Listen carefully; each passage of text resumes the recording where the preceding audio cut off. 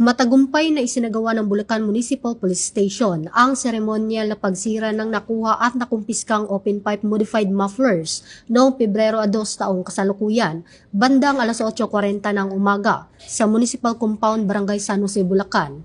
Pinangunahan ni Police Lieutenant Colonel Rodelisa San Buenaventura, Acting Chief of Police, kasama si Honorable Verel Meneses, Working Mayor, mga Municipal Councilor, Liga ng Barangay, sa pamumuno ng ABC President, Chief Traffic Management, Peace and Order Council, at iba pang opisyal ng bayan. Ang nasabing aktibidad sa seremonya, 28 open pipe modified mufflers ang nawasak bilang bahagi ng pagpapatupad ng batas trapiko. Layunin ng aktibidad na ipakita ang mahigpit na pagpapatupad ng batas trapiko, itaguyod ang kaligtasan sa kalsada at hikayatin ang publiko sa tamang paggamit ng mga lihitimong sasakyan at pagbabawal ng iligal na open pipe o modified mufflers. Ito ang bagong PNP para sa bagong Pilipinas, serbisyong mabilis, tapat at nararamdaman.